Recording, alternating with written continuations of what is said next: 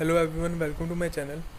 जैसा कि पिछली वीडियोस में हमने हेयर और आइज़ और नोज़ ड्रॉ किए थे, इस वीडियो में हम फेस शेडिंग करेंगे। सबसे पहले आप देख सकते हैं यहाँ पर मैं HB पेंसिल का यूज़ कर रहा हूँ। जब भी आपने फेस शेडिंग करनी है तो आपने लाइट पेंसिल का यूज़ करना है। हम उससे एक लेयर ऐड करेंगे और उसके बाद हम उसे ब्लेंड करेंगे। यहाँ देख सकते हैं ब्लेंडिंग के लिए मैं पेंट ब्रश का यूज़ कर रहा हूँ। आप चाहें तो टिश्यू पेपर और कॉटन का भी यूज़ कर सकते हैं। आगे मैं इसमें कॉटन का भी यूज़ करूँगा। आपने एक बेसिक लेयर ऐड कर एक बार शेड करना और उसे ब्लेंड करना। उसके बाद फिर आपने फिर से उसे एक और ऐड शेड करके सेम HB पेंसिल से ही करें और थोड़ा प्रेशर ज़्यादा अप्लाई करके फिर ब्लेंड कर लें। उससे क्या होगा, आपका जो आपने उतनी लेयर ऐड करी जब तक आपको आपकी रेफरेंस फ़ोटो जैसा रिजल्ट ना मिल जाए। सेम उसी तरीके से हम पूरा फेस ड्रॉ करेंगे। यहाँ देख सकते हैं आप, मैंने 2 बार HB पेंसिल का यूज़ करके लेयर ऐड की और उसे ब्लेंड किया। सेम आपने भी वैसे ही करना है। आप बिल्कुल ब्लेंडिंग पे ध्यान दें क्योंकि फेस शेडिंग काफ़ी इंपॉर्टेंट है। इससे काफ़ी स्केच आपका पूरा अच्छा बन सकता है। और यहाँ देख सकते हैं आप, मैंने यहाँ पर 2B का यूज़ किया क्योंकि यहाँ पर मुझे डार्क पोर्शन ऐड करना था और इसलिए मैंने पहले HB से टू लेयर्स ऐड की और फिर मैंने 2B से डार्क लेयर ऐड की। और सेम तरीके से हम पूरा फेस ड्रॉ करेंगे।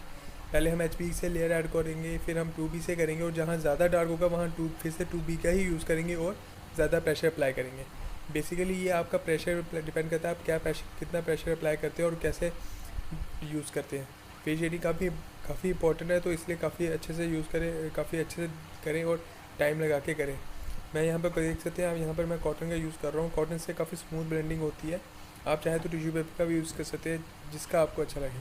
तो आप ये वीडियो देखें। अगर आपको वीडियो अच्छी लगे तो मेरा चैनल ज़रूर सब्सक्राइब कीजिएगा।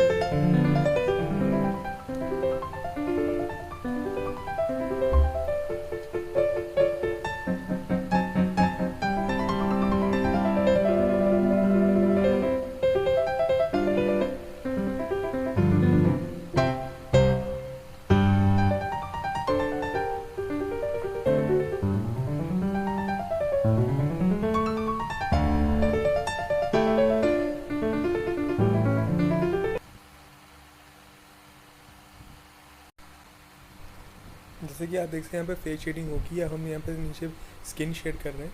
यहाँ पे सिंपल मैंने जैसे ऊपर फेस शेडिंग की वैसे ही हमने स्किन शेड करनी है। सबसे पहले मैं HB पेंसिल से एक बेसिक शेड ऐड करूँगा और उसे ब्लेंड करूँगा।